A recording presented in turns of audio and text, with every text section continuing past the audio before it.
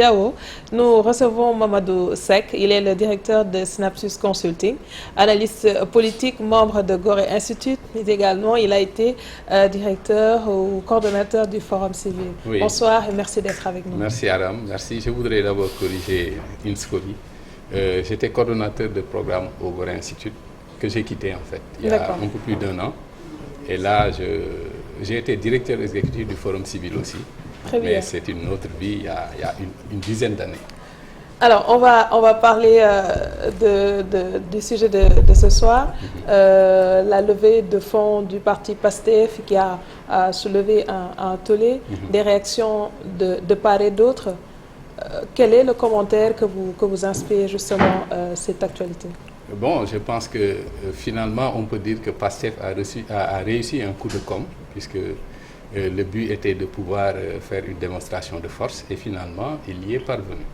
Maintenant, ce qu'il faut savoir, c'est qu'il y a un vide juridique et je reste convaincu, sans être dans le secret de leur discussion, que PASTEF a bien identifié la brèche qui existait et s'y est engouffré pour pouvoir justement lever ces fonds, puisqu'il y a un vide et il y a une désuétude des textes. Est-ce que le communiqué du ministre de l'Intérieur se justifie là?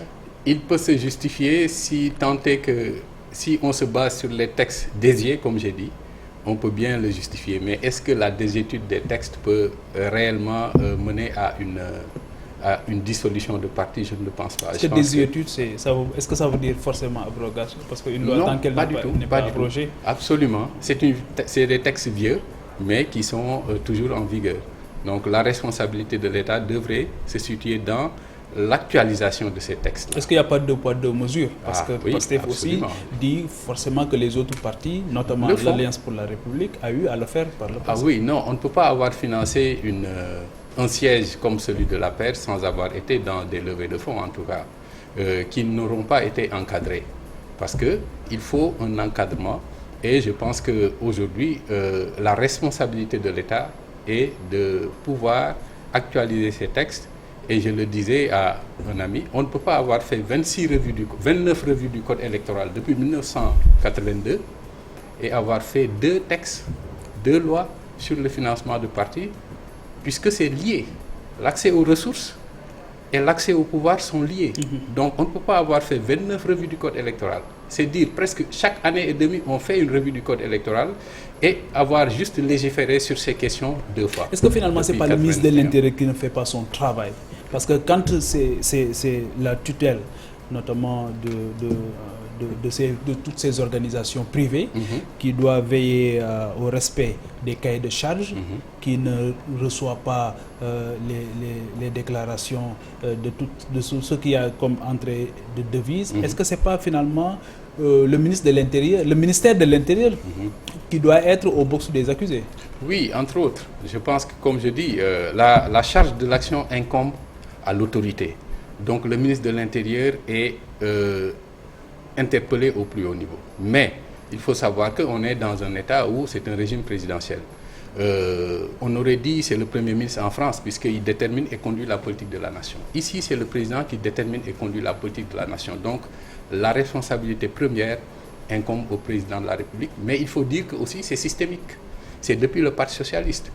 Le Parti socialiste s'est doté d'un parti, un très grand parti, et d'ailleurs il a vendu une partie de ses terres aujourd'hui. Le Parti démocratique sénégalais l'a fait, l'APR l'a fait. Donc c'est dire que c'est systémique. Mais on ne peut pas excuser ceux qui aujourd'hui gèrent le pouvoir si tant est que leur volonté première était de faire une rupture. Ce qui veut dire que cette disposition n'est respectée par aucun parti? Aucun parti ne le respecte. Même les états financiers annuels qui doivent être déposés au ministère de l'Intérieur. Mais même les congrès qui doivent être tenus à intervalles de temps réguliers, des rapports financiers, etc. Mais rien n'est respecté. Donc finalement, c'est le ministère de l'Intérieur qui a violé même la loi. Parce que quand vous êtes payé pour réglementer et que vous ne réglementez, c'est vous qui transgressez finalement. Oui, on peut dire. Bon, le mot est bien choisi, la transgression. On est dans une transgression permanente dans nos États. Dans nos démocraties dites tropicales, dans nos États jeunes, il y a tellement de défis, il y a tellement de zones qui sont en friche, on n'a pas fini de réglementer, etc. Et je pense que cette question, on devrait pouvoir se départir de toute émotion et la gérer en toute responsabilité avec froideur. Sinon, mais l'argent du terrorisme va arriver, l'argent des narcotrafiquants, l'argent de la drogue, l'argent des corruptions, le pétrole et le gaz arrivent. On est dans des chantiers aujourd'hui, le bâtiment. Mais c'est lié entre le financement des partis politiques et des organisations terroristes. Est-ce qu'il tient finalement? Ça peut... On met aujourd'hui en avant l'argument de la sécurité, qu'il est aujourd'hui impossible de garantir la traçabilité de ces fonds. Mais est-ce que cet argument peut tenir? Tout est possible. On est dans les finances internationales. À partir de ce moment, l'argent a atteint un don d'ubiquité tel que, vous savez, c'est juste le digital. Vous faites vos transactions numériquement et vous logez vos comptes, par exemple, aux îles Baléares. Voilà. Et il sera difficile de tracer. On a vécu l'expérience. Et aujourd'hui, est-ce que dans le cadre d'un benchmarking, est-ce qu'il y a de bonnes pratiques qui ont fait leurs preuves et qui peuvent nous servir aujourd'hui Il y en a beaucoup. Pour avoir fait le système électoral américain, moi-même, j'ai visité la commission électorale fédérale de Washington. C'est une commission indépendante qui accompagne surtout le processus électoral, le financement des partis. Et ici, ils font la dichotomie entre le financement privé et le financement public. Si vous acceptez le financement public, la Commission fédérale met à votre disposition le financement et l'accompagne. Et fait la certification même de vos comptes une fois que ça a été exécuté. Si vous allez vers un financement privé, on vous laisse l'opportunité vous-même de faire votre fundraising. C'est ce que avait choisi Obama. Et il avait mobilisé des centaines de millions. Mais la Commission fédérale passe derrière pour plafonner les dons. Vous savez, une personne ne peut pas donner plus de $2 300. Donc même dans le cadre d'un fundraising, il y a une réglementation. Il y a une réglementation et il y a un plafonnement que vous ne pouvez pas dépasser en tant que personne physique, par exemple. Il y a une anecdote. Un monsieur très ailé qui voulait que Obama soit élu a fait un don au nom de sa femme, en son nom à lui-même, et a fait un chèque au nom de sa fille qui avait 8 mois. C'était un excès de zèle.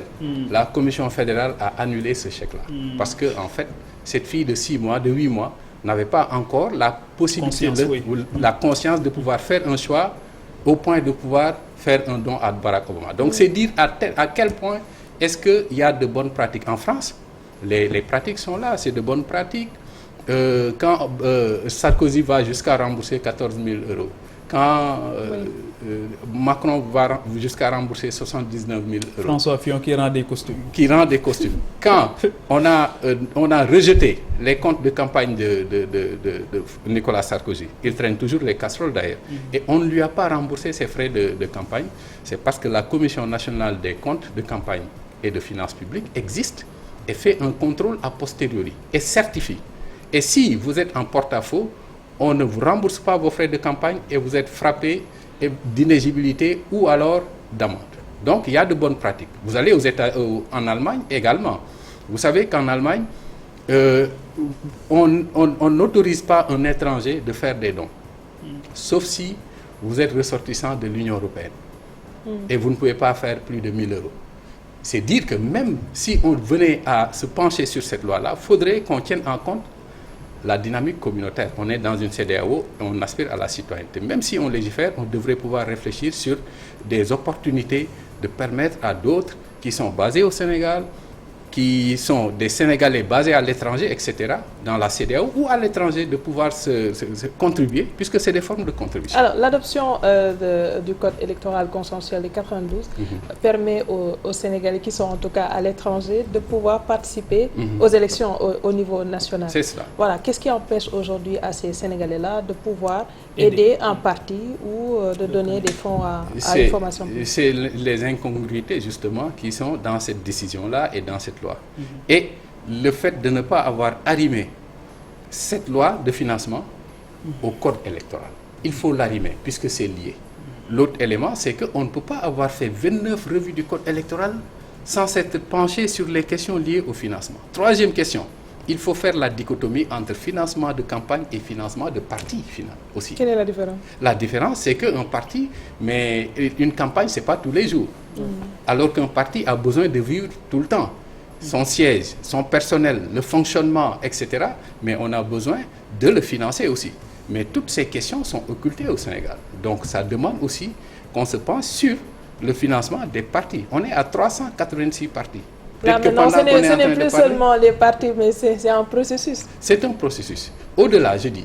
Mais vous savez, cette question nous invite à un regard de surplomb sur ce qui se passe dans nos États africains. On n'a pas les moyens de nos politiques. Qui nous finance?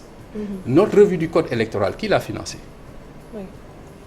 Comme on dit en Wolof, autant on parle de financement de citoyens à l'étranger. C'est des financements étrangers. C'est des financements étrangers. Oui. Mais dites-vous que tous nos partis politiques là, d'obédience socialiste, d'obédience démocrate, etc., sont souvent appuyés, accompagnés, formés par des fondations étrangères.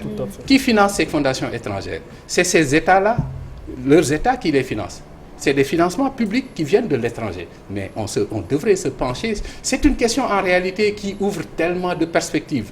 Et il faudrait du courage pour pouvoir l'attaquer. Est-ce que ça ne pose pas l'autre question par rapport à la création même des partis politiques? Parce que d'habitude, c'est un individu qui crée un parti politique. Il y a une patrimonialisation de ce parti-là. Et finalement, c'est une personne qui reçoit des dons, qui reçoit la traçabilité aussi, en prend un sacré coup. Absolument. Est-ce qu'il ne faut pas légiférer aussi à ce niveau? Il faut légiférer sur cette question-là. Moi, dans un deuxième... Est-ce qu'il ne faut pas dissoudre aujourd'hui plus de 305? Est-ce qu'il ne faudrait pas dissoudre tous les partis? En tout cas, il faut le courage, il faut prendre le courage, son courage à deux mains, le législateur, pour se pencher sur ces questions de partis. On ne peut pas, pour une petite démocratie, culminé à 390 partis. Je le disais dans un de mes ouvrages, Les scandales politiques sous la présidence de Abdoulaye Wade, que j'ai publié il y a 15 ans maintenant, qui était interdit au Sénégal jusqu'à l'arrivée du président Macky Sall. Ces partis, c'est des GIE politiques.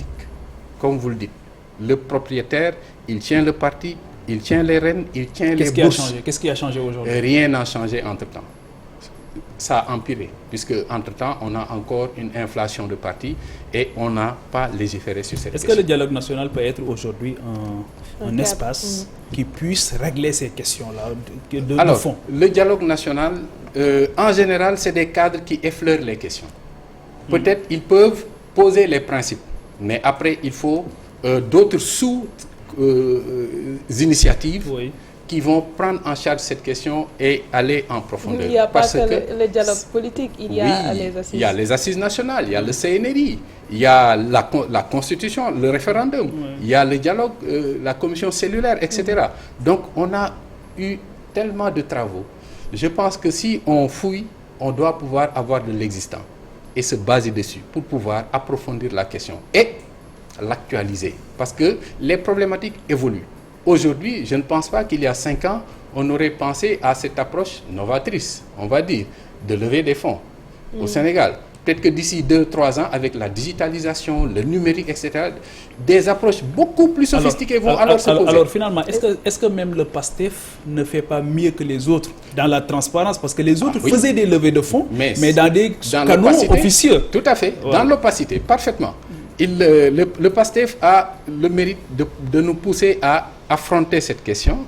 L'autre élément, c'est pour eux, en tout cas, c'est d'avoir fait une démonstration de force pour dire qu'on existe et qu'on est présent. Maintenant, là où je les interpelle, c'est qu'ils nous fassent la publication des donateurs.